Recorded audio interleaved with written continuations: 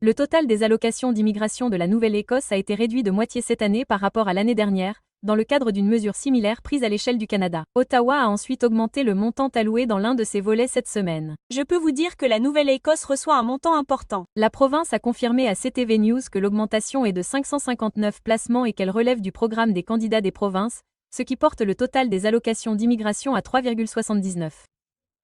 La ministre fédérale de l'immigration et députée de la Nouvelle-Écosse, Lena Mettledge-Diab, a déclaré que la demande d'immigrants supplémentaires provenait des provinces. Oui, elles l'ont toutes demandé. Le ministère de l'immigration de la Nouvelle-Écosse a décliné notre demande d'entrevue vendredi, mais a déclaré que la province restait déterminée à se concentrer sur des secteurs clés comme les soins de santé et la construction. C'est exactement ce que cette femme, qui a immigré au Canada en 1998, souhaite voir. Nous devrions faire venir davantage de personnes qualifiées dans les domaines où nous en avons besoin. Mais elle prévient que nous avons besoin de plus d'infrastructures ici à Halifax, car la circulation devient de plus en plus difficile et il y a de plus en plus de gens qui arrivent. Elle n'est pas la seule à hésiter à avoir les infrastructures nécessaires pour continuer à croître. Parfois, je me dis que ce n'est peut-être pas le cas, mais je ne suis pas sûr à 100%.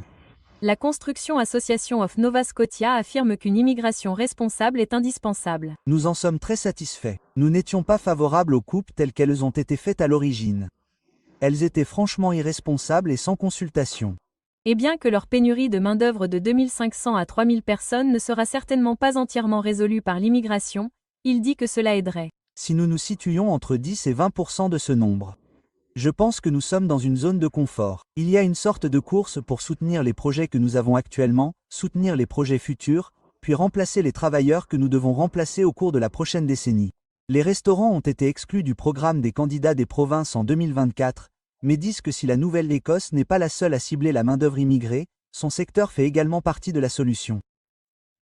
Vous n'attirerez pas un médecin dans une petite ville si celle-ci n'a pas de service, s'il n'y a pas de café, s'il n'y a pas de restaurant. Ottawa a déclaré que l'augmentation prend effet immédiatement.